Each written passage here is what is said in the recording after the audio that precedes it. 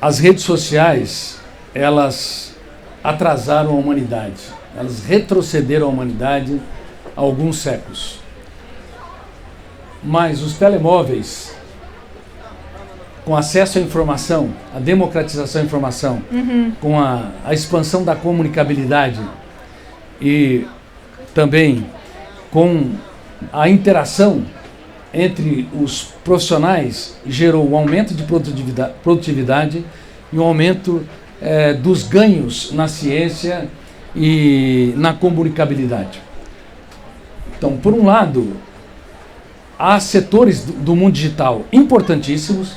Por outro lado, o mundo artificial das redes sociais se tornaram um problema sem precedentes. E, sinceramente, eu me sinto como um pequeno peixe nadando contra a correnteza.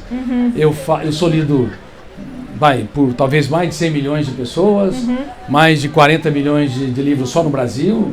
Eu sou lido na China, sou lido na Coreia, sou lido na Turquia, em tantos países.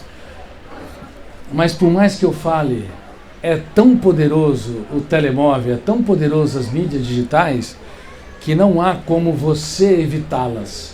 O ideal seria nós retardarmos que as crianças utilizem. Os pais deveriam ter contato com a natureza, levando os filhos a cuidar de plantas, de animais. Os pais deveriam trocar experiências de vida. Eles deveriam rolar no tapete. Eles deveriam transferir o capital das experiências.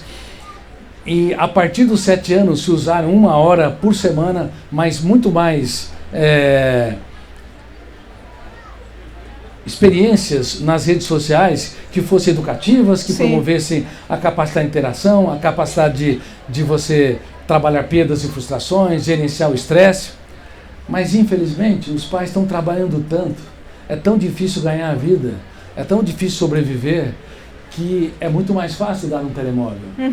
Eu compreendo a situação do pai. E as crianças estão inquietas, com 2 ou 3 anos, e elas não querem comer, então os pais colocam diante delas um telemóvel, um celular, elas imediatamente se aquietam e começam a comer.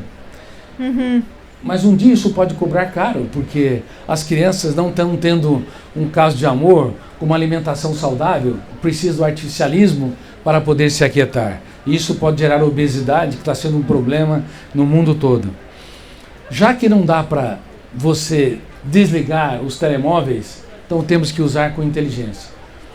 Nós temos que saber que a vida real pulsa fora do mundo digital.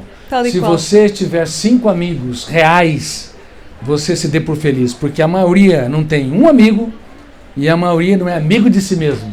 Se autoabandonam. E o autoabandonar-se é uma solidão tóxica, não branda, saudável, uma solidão autopunitiva. As pessoas estão desistindo de viver, estão irritadiças, estão agressivas, tensas, com baixo limiar para suportar frustrações ou baixa capacidade para suportar contrariedades, porque elas se autoabandonaram. Elas não sabem namorar a vida, não sabem sequer dar risada dos seus defeitos. É verdade, é verdade. Dr. Curi, se nós continuarmos neste caminho sem qualquer tipo de intervenção, se nós não pararmos e não intervirmos e não falarmos deste tema e se não ganharmos consciência, o que é que pode acontecer às crianças do futuro? O que pode acontecer é que, quanto pior a qualidade da educação, mais importante será o papel da psiquiatria e psicologias clínicas. Pode acontecer que nós vamos preparar os nossos filhos e alunos para serem doentes emocionais. Tal e qual. Nós temos que entender que o nosso eu, ele tem que dirigir o nosso script, dirigir o teatro da mente humana, ele tem que pilotar a aeronave mental, ele tem que ser protagonista da nossa história. Existem algumas ferramentas que eu tenho preconizado. Eu já falei algumas. Minha paz vale ouro, o resto é lixo. Número 2, duvidar de tudo aquilo que nos controla, porque tudo que nós cremos nos controla. No exato momento em que nós desenvolvemos uma ideia perturbadora, eu tenho de duvidar daquilo. Caso contrário, se eu penso que não sou uma pessoa bonita, bela e inteligente, a consequência é que aquilo se tornará uma ditadura da beleza. Se eu penso que eu não sou capaz, inteligente e impactante, aquilo também vai se tornar um cárcere mental. Então, duvidar de tudo aquilo que nos controla é importante, criticar cada ideia perturbadora é fundamental no exato momento em que aparece, reitero, nos primeiros 5 segundos, e determinar estrategicamente ser gestor da nossa emoção. Nunca se curvar à dor.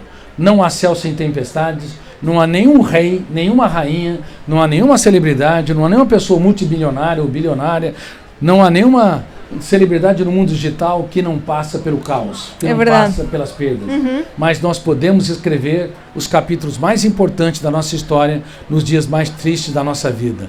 Nunca se curve à sua dor, porque quando você se curva a qualquer tipo de dor, você turbina ela, multiplicando-a por 10. Uma ofensa ganha um impacto enorme, uma rejeição se torna cruel.